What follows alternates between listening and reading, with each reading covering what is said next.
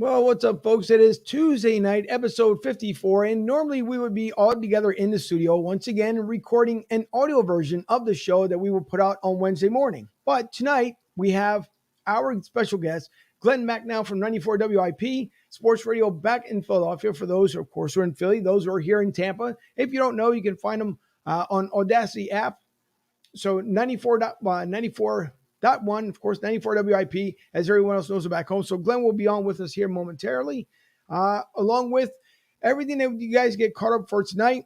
Some Eagles talk, some Sixers talk, is obviously Joel Embiid may not be back for Game 5, at least what it seems like for the moment, which is not a good thing for sure. But we will hope that maybe we can get some better reaction from these Sixers, and hopefully maybe Joel Embiid can come back. If not, I'm quite sure Doc Rivers will find a way to win a game without Joel. So we'll see. There's a lot to talk about, a lot to get across here.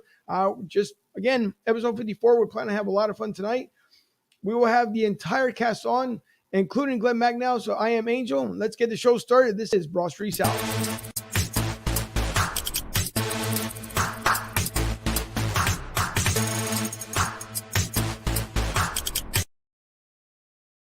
And with that being said, we cannot forget about the man of the hour, Mr. Vito Corleone.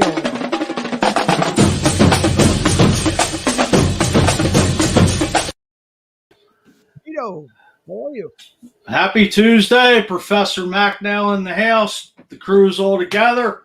54, let's get it rolling. How's everybody doing tonight out there? Let's talk some Sixers, Phillies, Eagles, whatever. How are you, Angel? I'm good. Listen, I know the weather wasn't the best back home, unfortunately, this past Memorial Day weekend.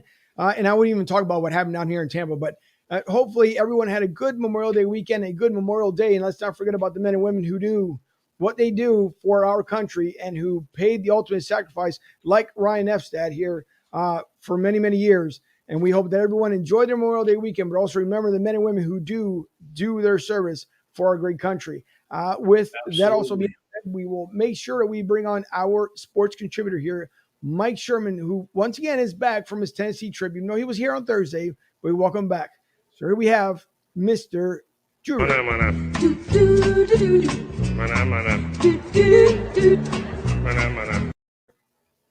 And Sherman, how are you this evening? Doing fantastic. Listen, everyone, my boy VV got rocked yesterday in Cincinnati. I've been talking him up for a while. I know he had 4 great starts, but he had a bad one yesterday. It's up to Aaron Nola, the so-called ace of the Phillies staff, to pick up the pieces. He's given up 2 runs so far in 2 innings. It's 2-2 out in Cincinnati. Let's hope that Aaron Nola can give us a gem of a performance tonight. And stop the bleeding. Absolutely. They're 25-29 right now, on pace to go 75-87. Remember, my preseason prediction had the Phillies at 77-85. But let's do it. Got a lot to cover tonight. That's right. More all that to be covered. We can also introduce here quickly our beat writer, Nick Lee.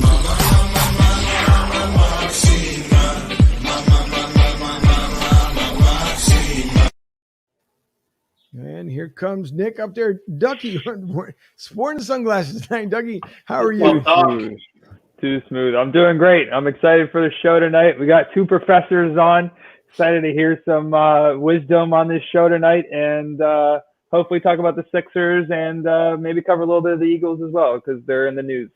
You taking notes from the professors? Absolutely. It's a note-taking night. That's the great thing about him. And the last one to be introduced here before Mr. Macnow comes on is our national correspondent, Ryan Neff.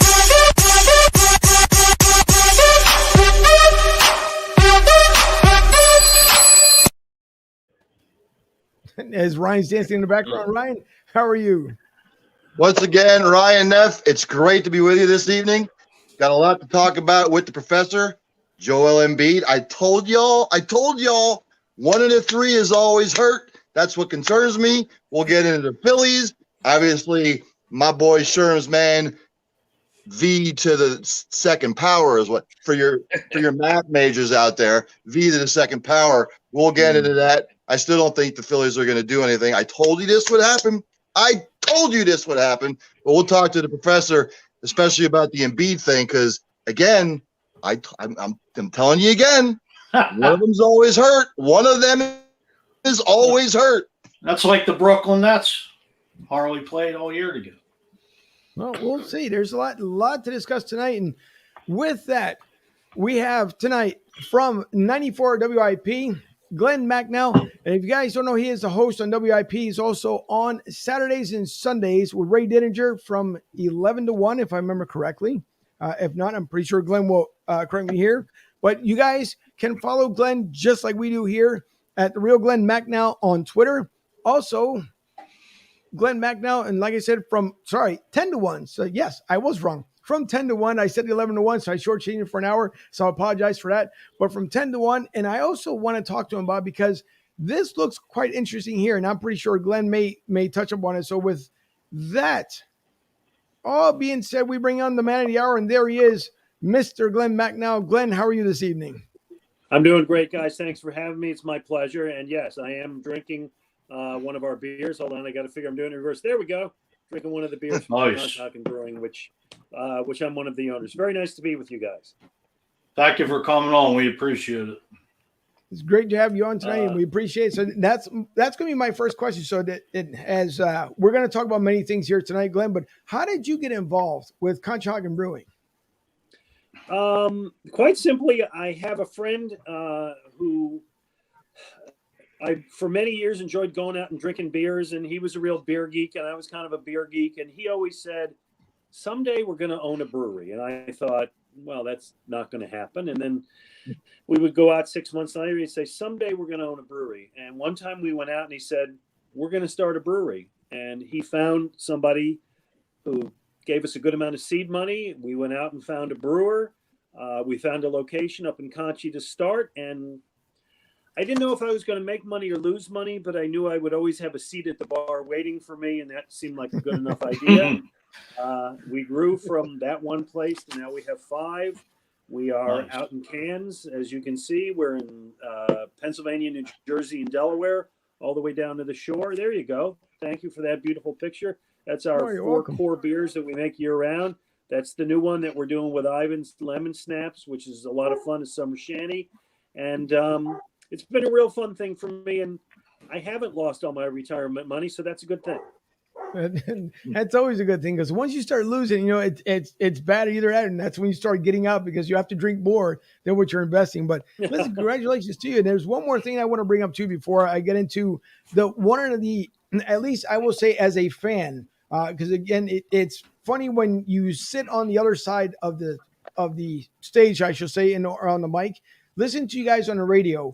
It's one thing, and watching you in person is another thing. But when you get to interview someone who you appreciate, that's been with the Eagles for so many years and just knows everything about the Eagles, you know, and you can say that you don't, Glenn, but we all know that, you know, when it comes to tons of knowledge, when it comes to the Eagles. But I do appreciate. So before I get into the one thing that I've been dying to actually talk to you about, I want to talk about this here on this picture. There's I believe a book signing that's coming up with you guys. Yeah, I'm really excited about this because, listen, there have been no live events for the last 15 months. And now that, you know, we're pulling out of the pandemic and people are vaccinated, Todd Zalecki wrote a book about Roy Halladay last year, never had a book signing. Ray Denninger has a new book out about his 50-year career as a great sports journalist in this town. Young guy named Yaron Weitzman wrote a book about the Sixers. And Todd came to me and said, would you host a book signing at one of your breweries? So Thursday evening from 5:30 to 7 at our Puddler's Tap and Kitchen, which is our place in Bridgeport, we are having a old-fashioned book signing. People can come and buy the book. Those guys will sign it. If you already have the book, they're happy to sign it for you. You can buy a beer. You can have dinner. You can do whatever you want. But I'm really looking forward to the opportunity of getting people back together and having an event. So I'm very excited about that. Nice. That sounds really good. And I'm hoping that everybody goes out there. And I'll look it up before we sign off from the show tonight, so you can share it again with everyone. But that's very much appreciated. Now, I will say, and let me make sure I bring up my right screen here. So many years ago, which seems like many years ago, but it's not. So I went out to Fillmore, and you guys were there for the pregame before the Super Bowl. Oh, now, yeah, what a day. I was there, and I will say, because you guys were already on stage, myself, Jimmy Seltzer, John Barcher, we all, we walked in together. We're all kind of laughing and joking around before everything starts. And I remember doing a quick wave over to you, and you were still on air. I believe you were still on air with Ray, and it was kind of one of those things like because the stage was so much higher, you could probably only see like a finger coming up, and it was a quick wave, like, yes, I see you, but I'm on the radio. Just me saying it sarcastically, which is not what you were thinking or saying, just me saying it. But it was fun to see you in person and getting just like that emotional vibe, not as far as like from you, but the pregame show leading up to the game itself. And there was one particular speech that I will say that I'm very happy and fortunate that I was able to listen to, because Glenn, I will say, and I've been waiting all these years to say it to you, and I haven't been able to call into the radio program only because it's kind of hard to play something while you're talking to someone on the radio. But I believe this speech is the reason why the Eagles did what they did.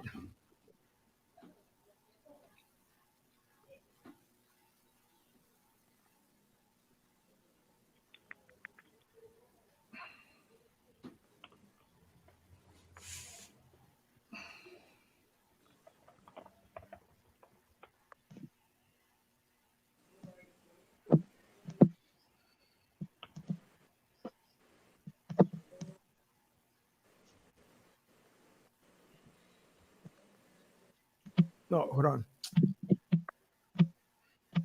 Hang on, because I might not have had the audio on. So let me start that over again. Audio, but I think I know what you're talking about. Yep. So unfortunately, I just thought about it as Debbie, the producer, popped into the room. And see, and these are things, the small things that happens. All right, here we go again. I've been there. I believe. Okay, I'll wait. Plot arcs, and they have great characters and tension and confrontation and heroes and villains and overcoming adversity. And this team this year was all about overcoming adversity. This has been such a great story since September. And at one point during the season, we've not all talked about it, this team showed you they can do it. And I think this story has to end with the Eagles for the first time bringing home the Lombardi Trophy. And I think they win this thing. I think everybody here is going to have a great, great night and enjoy and bask in this one for a long time to come. Eagles will win the Super Bowl tonight. That's going to do it for us. That's all the Eagles winning this weekend show. Remember, stay tuned. Well, I mean, I'll say this. You see the energy in that room. I really did believe they were going to win that day. I did. But even if I didn't, there was no way I was going to go against that crowd and pick the other way. That you take that room at the Fillmore, where you were and I was, and there were hundreds of people, and you multiply that times the thousands of people around the Delaware Valley who watched that day and, watched with their family and their dads and their friends and their cousins. And it was the greatest sports day in the history of the city that I know of since I've lived here. And I'll never forget it. I was privileged just to be able to host that pregame with those guys. It was a special day. It was, listen, and I know I could say, and I've shared this with other people, and I think, and Glenn, I'd like to know your reaction as well. If you had the opportunity, let's say the Eagles decided to say, you know what, Glenn, we're going to have you out there as part of Radio Row, which I'm pretty sure you were prior to the Super Bowl. But if they said to you, okay, Glenn, here's the opportunity. Either A, you can be with Merrill and Mike in the booth and waiting for the reaction, or you stay at home with the rest of us to enjoy it as the hometown crowd, because there's nothing better to me personally. Yeah, it would have been fun to be up in Minnesota to watch the victory itself. But I think it was just so much more better in Philly, being home for so many years that we've been waiting and waiting and waiting. And to have that euphoria finally, and not even to believe it, about 3 days later, like you literally had to wait for the parade to happen in order for us to, I think, to truly believe what really happened that season. So if you had the choice, would you still have done it with everyone there at the Fillmore, or would you have rather been in Minnesota? Well, here's what I can tell you is I went to the Super Bowl in Jacksonville when the Eagles played the Patriots in 2004. And it was fun being down there with the Philadelphia fans who went beforehand But during the Super Bowl, I sat in the stadium, and I know how great that sounds. Maybe just because the Eagles lost the game, but it wasn't that special. This Super Bowl I watched, I did that pregame show, as you mentioned, which was great. And then I went home and I watched with my family. And I saw the Eagles win a championship with my two sons. And they'll always remember that. And I'll always remember seeing that with them, as opposed to sitting in a stadium surrounded by people I don't know. So to me, having the opportunity to watch it with the people I loved and the people who share my passion for the Eagles, that's what made it great. Glenn, I want to shift gears a little bit. What is it like working with Mr. Ray Didinger, the Godfather? Yeah, people think Ray's a good guy. Ray's a real SOB. He's it's a privilege. Listen, Ray is exactly who you think he is. He's the nicest, most honest, straight shooter in the world.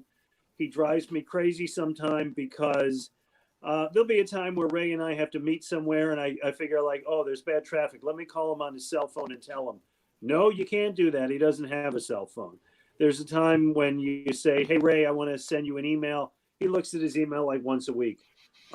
Ray isn't just old school. Ray built the old school, but he's a gentleman. He's a great friend. He's the smartest person I know. And I need him to tell me the day he plans to retire, because once that happens, I'm out, because I don't want to do the show with anybody else. Understandable. Wow. As far as that, I know you wrote multiple books over the years. Which one would you say is your most favorite, if you had to choose?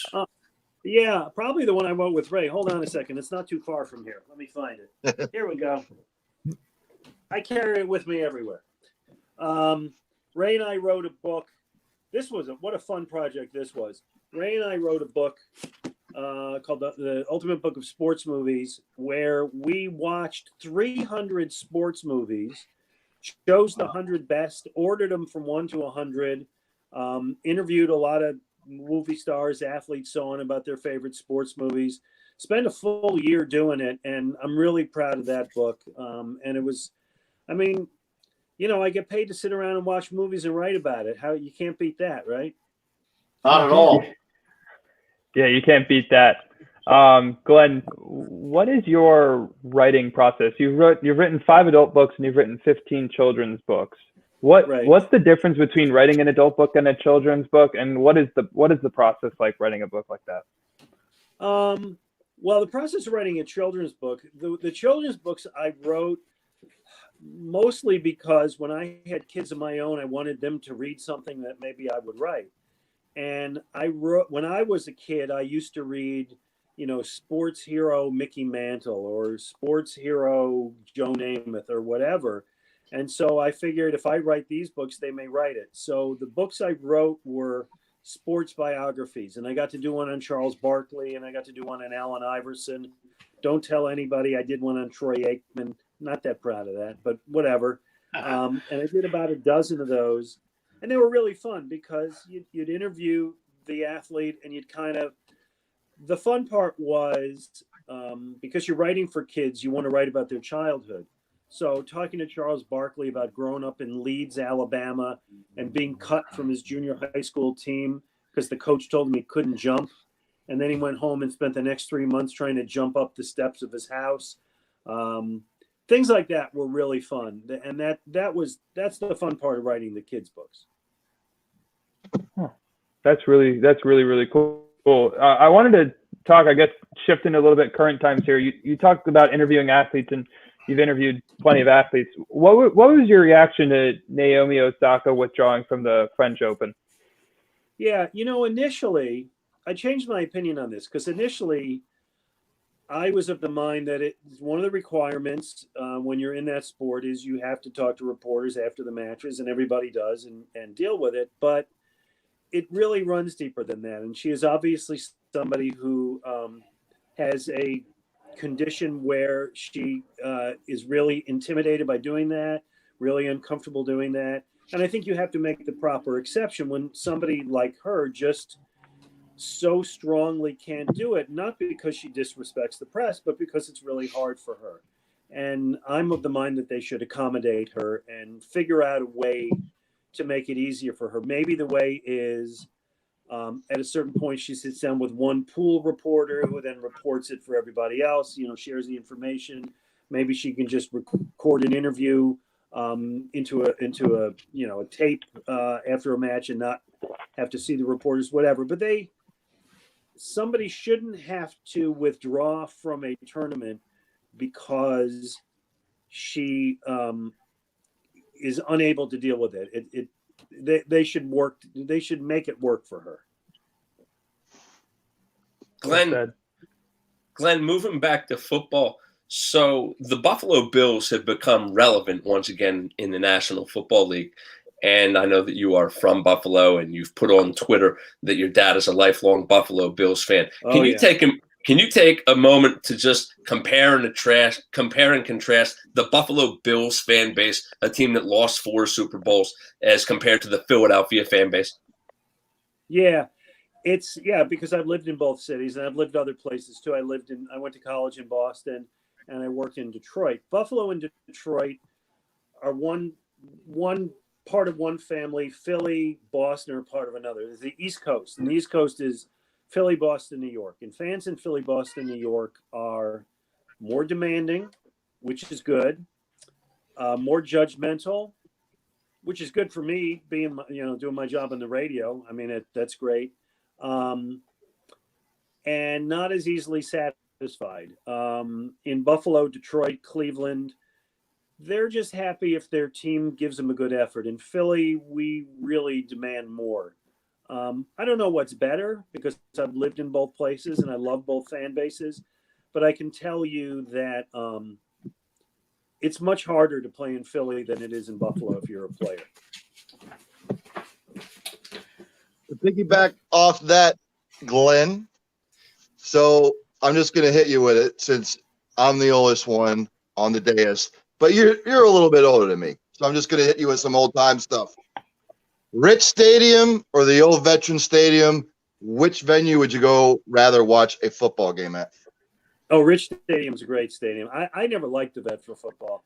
I like the fans in the Vet. I like the anger, not the anger. I love the excitement of the fans in the Vet.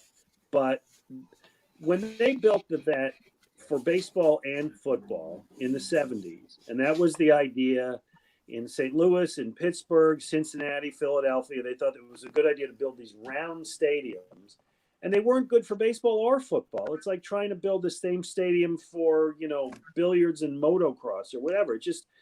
It didn't work for either. And if you were at an Eagles game and they had 50-yard seats, you'd think that's great, except you're sitting back in another zip code. Rich Stadium is actually a very cool place. It's more like a college stadium. It's actually, they dug it into the ground. So you go in and you go down. The bowl is much tighter than it was at the Vet. It's a little too big for Buffalo. 80,000 people is too big of a stadium. Listen, I like Lincoln Financial Field better than any of them, but I appreciate people who love the Vet for their memories there. Truth be told, I'm one of those who always thought the Vet was a dump. Just to follow up on, the follow-up question is this. With all the crap that's going on with the fans now, and it's plastered all over sports media, Philadelphia fans from the inception, is the stigma justified on the Philadelphia fan? No. That trope, it's ridiculous. You just go and see what's happened in the last week in the NBA at games in New York and Washington and Boston. And, we had the guy in Philadelphia. But we're the only ones that people bring up snowballs at Santa, which, by the way, I'm trying to figure out how old you are. It was probably your grandfather who was at the stadium. That was 53 years ago, for God's sakes, and we still can't outlive it. Philadelphia fans are great and passionate and loyal and excitable. And if the rest of the world hates us, I go with Jason Kelsey. Nobody likes us, and we don't care. Listen, funny that you say that, Glenn, because we had Sean Salisbury on about 2 weeks ago, and we played him the chant of just that, about no one likes us, and he found it so interesting. At the very end of the show, he decided to sing along with us. So It is the best chant I will say ever in That's great. sports. Yeah, Yeah. it was great. It was the best. Hey, it was the best championship speech anybody ever gave. Was Jason Kelsey's speech. Yeah, you'll never be able to, like his brother. They kept saying like, "Oh my God, wait until KC wins it," and then he went in like, "Oh, his brother's going to be better than Jason Kelsey." Not even anywhere. Not close. even close. No, not nothing even close. And the Mummers outfit trumps everything. Topped it off. Oh yeah.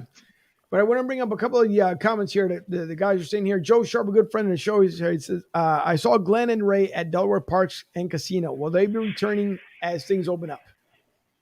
I don't know. You know, a lot of decisions have to be made at the station. The station is now just kind of opening up and more people are coming into work there. All I can tell you is it's not going to happen right away. I just don't know when we're going to get back to remotes. I can't answer that. It is kind of tough. I know Xfinity Live just started not too long ago with another group of guys, but I know it's still everything still a process. So even the local stations down here in Tampa, it's the same exact way. They're trying to get out there to be with the fans, but same thing. They're just waiting to get the okay cleared for them to do so. Yeah, the one thing I am very confident of, because I host the pregame show for the Eagles, which you mentioned before, and it really is a privilege for me to be able to do that. I am very confident that we will be back in front of the stadium, me and Ike and all the other guys, Ross Tucker, in front of all of those great Eagle fans every Sunday. And that's the thing I missed so much last week. Doing the pregame show from the studio without any fans was a big loss. I can imagine. Bill says that Glen Macnow, pleasure to be on the show with you. Tom follows it up with, my pleasure. I love when you do your segments on what you're watching. Tell us your story. Tune in every Saturday. Thanks. Well, I appreciate that. So what we're watching is the thing that Ray and I do every week about whatever TV show or movie we're watching. And the funny thing is when I'm running to people in public, I mean, sometimes they'll ask me, you said this about the Eagles, or this thing you said about the Sixers. More often than that, they'll tell me like, hey, you recommended this TV show and I'm watching it and I love it. And I take great pride in that.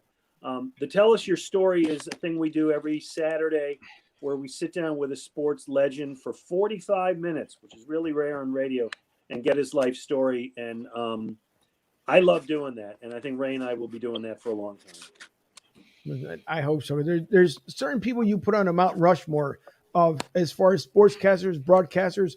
You guys are one of the few, and I can say it, I guess, as a homer being from Philadelphia. But there's only certain broadcasters, and then and it's going away from Philadelphia as well. I mean, you got Chicago's got a couple of good guys out there. There's a couple down here in Tampa, so there's very few guys that can be put on a Rushmore of broadcasters. You and Ray are definitely one of them for sure. Just Merle. Oh, you're welcome. Believe me. Harry Kellis, God bless him, and we lost him many years ago. But I would say between you, Ray, Harry. I mean, you guys, you're talking about top 5 all time as far as broadcasters. Well, and that's very nice of you to say. I'll say one thing because again, I moved to Philadelphia in 1987, and I'd been around a lot of places before that. I do think Philadelphia fans know, if they don't, they should, just how great the broadcasters are. I'm not talking about talk radio, WIP, but the guys who do the games in this town. Harry and Whitey were unbelievable. Fransky in LA followed up, and they're incredible. And Kevin Franson is good. The guys who do basketball, hockey. Merrill Reese has been doing it for 40 plus years, and he's still amazing. This city has great, great broadcasters covering those teams. Well, listen, we appreciate it. As fans, we definitely appreciate it because there's nothing worse. It's when you're on the radio, it's different. When you're in your car, obviously you can be distracted by your phone or all the good fun stuff. So when you're listening, whether it's on iHeartRadio, Audacity, wherever you can be able to tune into your shows, when you hear play-by-plays, or you're just hearing a pregame show, like you want to be envisioned so much in that conversation that yes, you are focused upon the road, but you're also like, it should take you somewhere else. Like if you're sitting right in front of you and Ray and everyone else where we can see it, like, oh, I can imagine being there live without being there. And you guys, the color commentaries, what you guys end up doing, the play-by-play announcements, I mean, it's second to none. That's all I'll say about that. Thank you. Yeah, no problem. Bill says, hey, Glenn, all these years you've been in Philly, is there 3 mind-blowing things that happened here you just wanted to explode on radio about and then had to be professional about, but now could speak your mind? No, because anything that occurred, even if I couldn't say it at the time, I've certainly said it after. The only things that really would drive me nuts in this town were managers and coaches who I felt didn't respect the fans the way they should. Jim Fregosi was one of those, if you want to go way back. I felt Ryan Sandberg was another one of those because I'll always stick up for the Philadelphia fans. But there aren't a lot of secret stories that I didn't tell on radio because the thing about radio is you have to tell it. You have to. You can't hide it and save it. You have to let it out. So there's none of those great hidden times I wanted to blow up but didn't. Usually I blew up. Fortunately, I never blew up enough to get fired. Well, that's a good thing is we miss you on radio. So let's hope that you never blow up to that point where that happens. And in case everyone's tuning in right now, we have Glen Macnow from 94 WIP Sports Radio. And again, with Ray Denninger, they do a show on Saturday and Sunday from 10 to 1, as I screwed up in the very beginning, but 10 to 1 Saturday and Sunday. And we do appreciate also that this next half hour brought to you by Goose's Monte Cristo Lounge and Tobacconist. If you guys are looking for that fine cigar, make sure you visit them on Facebook and also at cigargoose.com so you guys can get your favorite cigar. There's 2 more comments I want to bring up before I turn back over to Fuji. One was from Bill again. He says, would you rather have old rules or newer rules in all sports? Well, you got to tell me what the rules are. I'll tell you the one thing. I miss baseball the way it was. I think baseball these days is terrible. I don't know about the rules as much as the analytics have created a game which is far too much swung toward the pitchers. There's not enough offense. There's not enough fielding. There's not enough steals, hit and run, the whole thing. So I guess I'll take the old school when it comes to that. Okay. Rich Bridge says, great show, guys. And Glenn, you are the man. Rich, another Thank you. great fan of the show here. Bill follows it up with, we were privileged to have great, awesome play-by-play guys in this city, and we all had Hall of Famers. Yeah, so there's no question about it. I mean, you start with Gene Hart and Harry Callis and Merrill, and it's a great legacy of play-by-play of team broadcasts, play-by-play, and color guys with those teams. Yeah. Glenn, recently I saw a video that you done with Bernie Perrant when you were at the Sabres Flyers Stanley Cup, and you said, Bernie Perrant beat the Sabres, and years later you became one of your best friends. Can you talk more a little about that?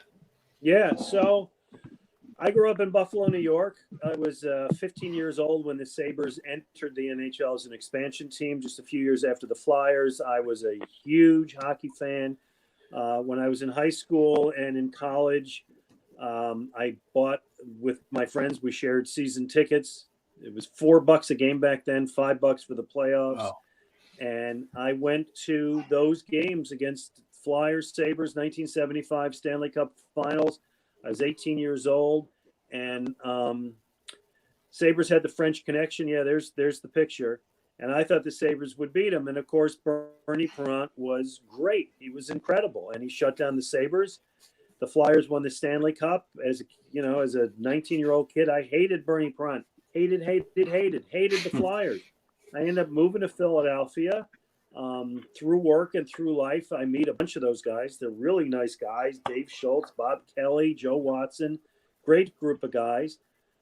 But I end up becoming friends with Bernie because Bernie's just just one of the loveliest, genuine guys you'd ever meet in the world.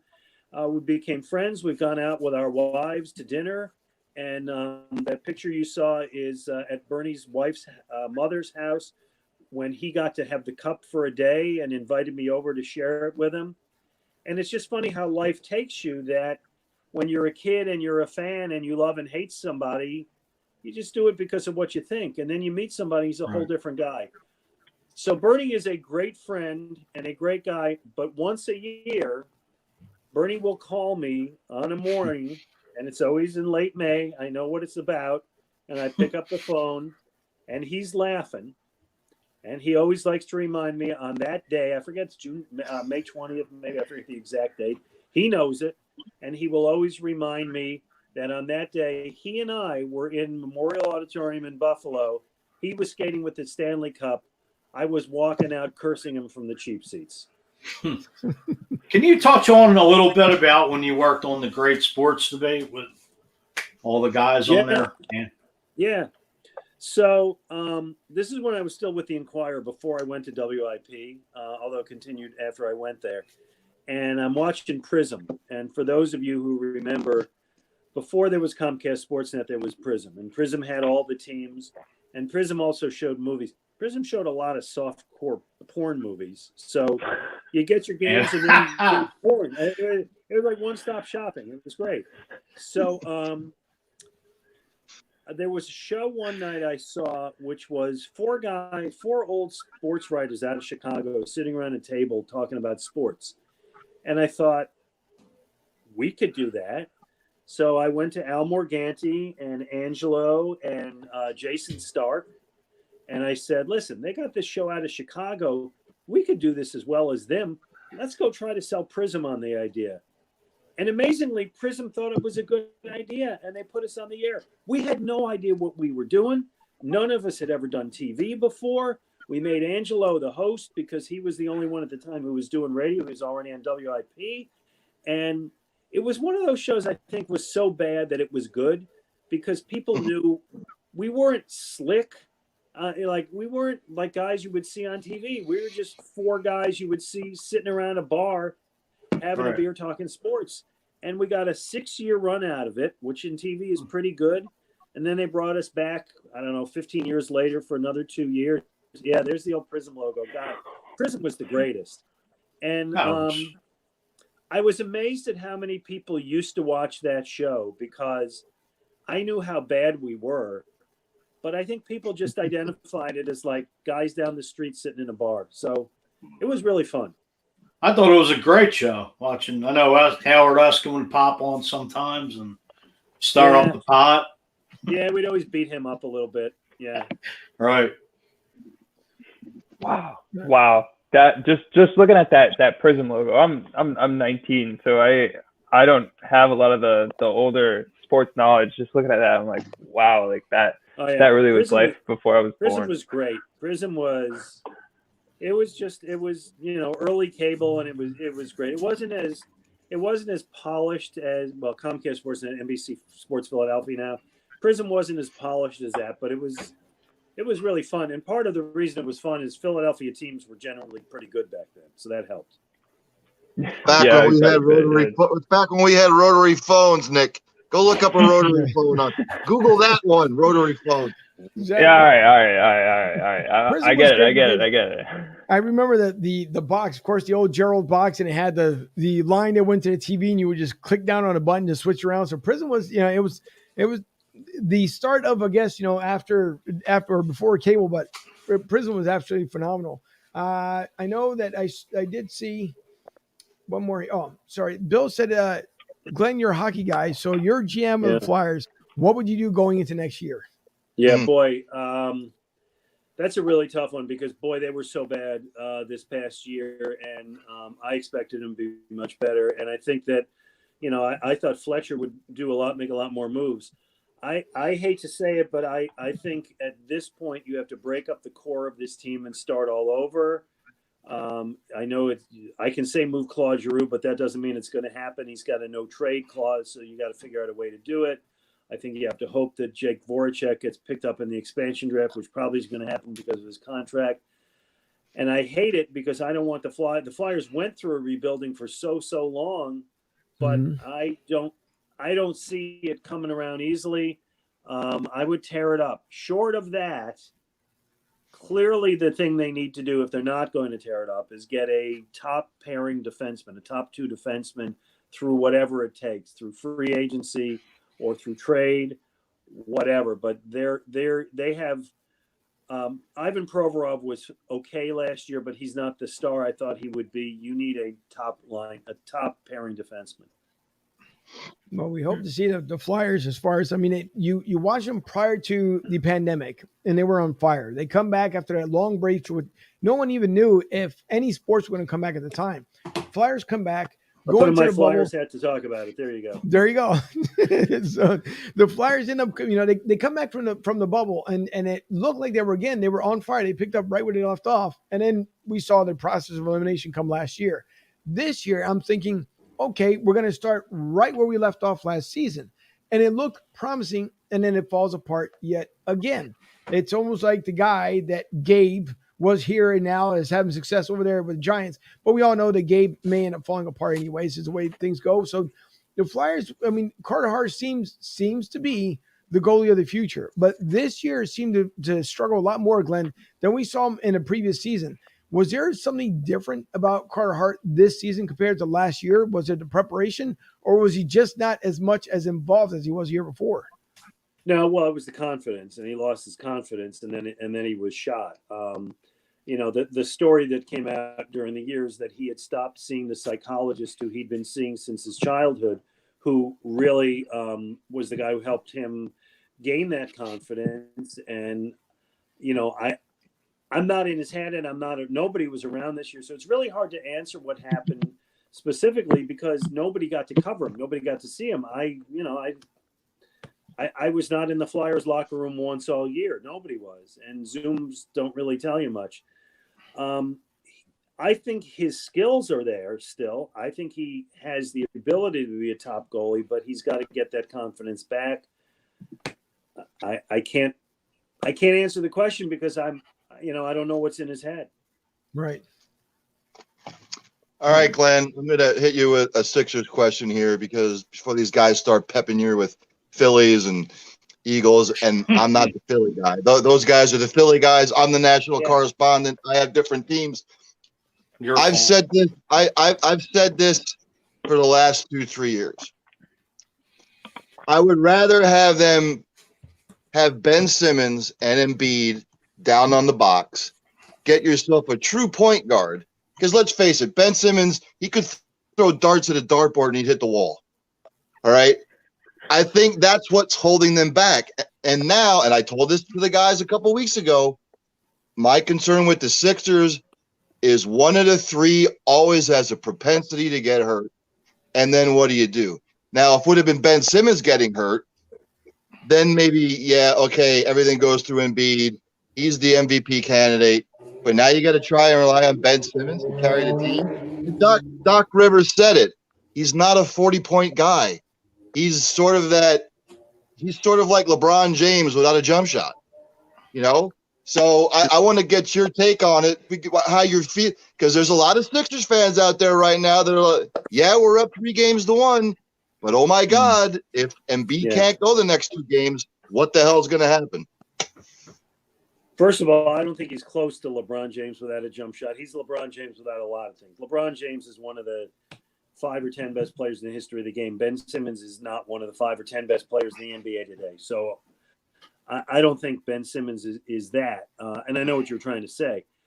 I don't know what the report is yet on Embiid. The last thing I saw a couple hours ago is that they were optimistic that it wasn't particularly bad. We'll have to see. There's not a full report. Optimism is good. If Embiid is out, they'll still beat Washington. I mean, that they should have won the last game. But they won't go further than that. They're not going to win the next round without Embiid. Clearly, I think they will. If Embiid's back, I think they have the opportunity to go very far this year. I think they could go to the finals. But sooner or later, Ben Simmons is going to be called upon to do things he doesn't want to do. He's going to have to take some shots, even if he doesn't make them, because he's going to have to keep the other team's defense honest. We saw last year and the year before when they're playing and the other team decides, hey, let's not cover this guy because we can give him an open 18-footer. He's not going to shoot it, and it hurts the rest of your offense. Is Ben Simmons going to do that this year? Not yet. Haven't seen it. They can win early rounds, but they can't win if he doesn't change, and doesn't appear he's ready to change, does it? Not just yet, but you seem fairly optimistic that the Sixers are gonna beat the Wizards. I wanted to actually defend the Wizards here for a second. Do you think? I think the Beal Westbrook combo is better than the Simmons Harris combo. And then you got, it's the role players, I think, that eventually is going to make the difference. But I guess, let me ask you this is, what was my question? Well, let me ask I have a question. Okay, all right. That's the Nets fan, by the way. That's the Nets fan. Wizards. I heard Nets. Even if the Wizards are, currently Westbrook and Beal, Westbrook and Beal are better than any combo the Sixers to put at guard, but the Sixers are up 3-1. You think Washington's going to win the next 3 games? Well, I think Westbrook thinks that, and I think Beal legitimately Westbrook thinks that. has to think that. It's his job to think that. Do you think that? Well, I think there's certain stars that are like, they don't think that, but they have to. But I think Westbrook legitimately thinks that he has to win. Well, he may think that all he likes, but that doesn't mean he is going to win. Washington is not going to win the next 3 games. You don't need to sweat this. You can sweat the next round if you like, but you really don't need to sweat this one. Even with that Embiid, the Sixers will finish this out. Okay. Glad he's a Nets fan. Oh, well, Consider the source. Okay, that's fine. That's good. Hey, Sixers Nets could be happening down the road. That would be a great series. I'm hoping for that series. I'm more worried about Milwaukee though. I think they're way too good right now, and I think they're the scariest team of the 3 right now. But that's another story for another day. Yeah. I want to bring up a comment here, though, Ray, as far as when it came to Doc Rivers, and you can start hearing somewhat of the frustration because the Ben question keeps coming up over and over again. So this is kind of like a quick clip of what he had said to the reporter back last night. Well, again, with Ben, we're going to keep him on the floor. Unless you guys want us to bench him the whole game. If anybody wants us to do that, just let me know. And then I'll know you don't know basketball. So, and he followed up with when a reporter kept saying about, Ben Simmons, it almost like is Ben finally going to come alive? And Doc got to the point like, we're still going after this. We're still going after a Ben question. Like he got upset for about a good 15 seconds. He went on a rant, almost like AI when, he talked about always the famous line about practice. We talk about practice. So Doc is getting to the point, I think, of just getting frustrated with the constant Ben Simmons questions, just like we kept hearing about Carson Wentz until Carson finally went to Indy. So how much frustration does it have to be for a head coach like Doc Rivers when you want to talk about the fundamentals of what's going to happen come, your adjustments for your next game, and people keep harping upon what Ben Simmons is not doing as far as in a fan's eyes? Well, by the way, that reporter that he got into it was Dee Lynam, and Dee Lynam is the daughter of former Sixers coach Jimmy Lynam, and Dee Lynam knows her basketball. Right. And I think Doc insulted her a little bit, and I think Doc insulted the fans of this town, saying you guys don't know what you have in Ben Simmons. We know what we have, and we know Ben Simmons' strengths, and we know Ben Simmons' weaknesses. I think Doc's tired of talking about it because he doesn't really have an answer. When Ben Simmons can't hit a free throw, it's a problem. But Doc doesn't know what to say. Doc doesn't want to rip his guy. He wants to build Ben Simmons' confidence, so he doesn't want to talk about it. But the questions are legit, and Doc Rivers, who I like, would be well served by not insulting the intelligence of Philadelphia basketball fans. So I think Doc was all in the wrong, to be honest with you. Right. He's coming from, and I understand you're upset. I know he's trying to do something that unfortunately our former coach couldn't get over that next hump, almost like Andy Reid did, couldn't get it together here in Philly, but finally was able to do it in KC. And I get it. You're a head coach. I know it gets frustrating. Don't get me wrong, but you're right as far as like, one, I didn't know I was dealing them because you can't hear every single report. A lot of times we talk about sorry reporters, and we know how well Dee does know her sports. But as far as for Doc, I know he did it somewhat when he was with the Clippers. Now he's doing the same thing here when it comes to Philly. Ben, what we love to see Ben finally mature. I don't know if we're ever going to see it or not. I know with Ben and Embiid finally this season, it seemed like there was probably the best chemistry that we've seen since they've both been on the court together. But I'm hoping for a win come tomorrow night. I'm pretty sure that the Sixers should be able to do it. But Doc Rivers, he's got his hands full. No matter which way you look at it, he's got his hands full as far as making the adjustments. So we'll see. The Wizards are doing well. I don't see them, coming back 3 games straight to win it all. I don't see that for a fact. But I don't think I'm pretty sure Doc has a good game plan to win it tomorrow night. Because you also look at Montreal. Montreal comes back, but down 3-1 as we flip over to hockey here, and they win it 4-3. They win their series and move on against the Toronto Maple Leafs. So, there's a lot of times when teams are down. I mean, you look at the Flyers. What was it? Just shy of 8 years ago with the Bruins series. You're down 3-1. Flyers come back to win it. I know, and it's happened 3 times, I believe, in the history of the NHL. And it happened in baseball, Red Sox against the Yankees, the Bloody Sox series. It has never happened in the NBA.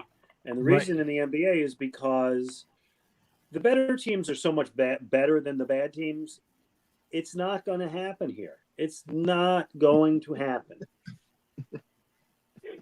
That's true. Fuji? Glenn, switching gears again. What's your take of the Philadelphia Eagles offseason thus far, plus the draft? Yeah, well, I really like the first-round pick. I'm okay with the kid they took in the second round, the big center from Alabama. I know he's got a history of injury, but boy, if he's good, he has the opportunity to be a really good player. Listen, the thing with the Eagles this offseason is I have no idea if Nick Sirianni is a good coach, and he didn't make a great first impression. I think people have warmed up to him. But I'll say this. When Andy Reid came in, I was among those who thought, why am I thinking this guy's going to be a good coach? He's never done it. Andy Reid was a terrific coach. When Doug Peterson got hired, I thought, man, I didn't like him as a quarterback. I don't think I'm going to like him as a coach. Doug Peterson won a Super Bowl. So I've learned enough to keep my mouth shut and not form too much on first impression with a coach. I think he works really hard and he's got a good personality. We'll see if Nick Sirianni can do it, and I'm withholding judgment, I guess. We'll see. There's 2 more comments here before we end up wrapping up, but this is Bill says, Glenn, we are seeing a trend in Philly with coaches and media. Giraldi started, then we had Doc. Is media seeing a new trend of post conferences? A little bit, and I think part of that is because we're not there. Again, it's all on Zoom, and you miss the face-to-face. And guys can be a lot different when they're on Zoom. And I don't like what Girardi did last week, and I don't like what Doc did last night. I hope it's not a trend, but I think we need to get reporters back in the buildings, back face-to-face. Let's hope. Sherman? Yeah, I haven't liked what Girardi has done ever since he got here. I think he's a little bit overrated. When he had the 2009 Yankees, when they won the World Series, he had a stacked lineup, and I think he's being completely exposed managing a team like the Phillies, who have some superstar caliber players, but then have some arms in the bullpen and some players that he has to trot out there night in and night out who really aren't that good. If you could talk a little bit about Andrew Mccutchen. So here's somebody who was leading off for a while, and now he's finally been dropped to 6th in the lineup. He's a defensive liability in left field, a former MVP with the Pittsburgh Pirates. Can you just talk a little bit about him and how concerning it is that we have somebody like him in left field for the Phillies right now? Well, so far this year, I don't want to look at anything last year for almost anybody, because last year was such a short season and the circumstances and conditions were so odd that you had guys who had great seasons who I don't believe in. You had guys who had bad seasons for one reason or another. So I'm taking away last year. But this year, you're right. Through the first third of the season, he's not hitting. His defense has been subpar. He looks like he's done. He does look like he's done. But sometimes guys can come back from that.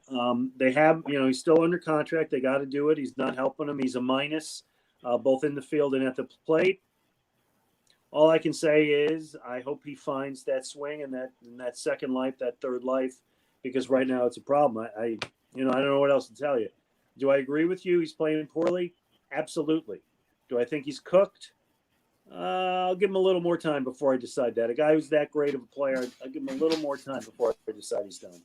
That's fair enough, because he does have 7 home runs on the season. The last question that I'll ask, is there any possibility that the Phillies trade Rhys Hoskins at the deadline? He seems to be one of the strong commodities that the Phillies have as a potential trade piece in an effort to get better. No, I don't think so.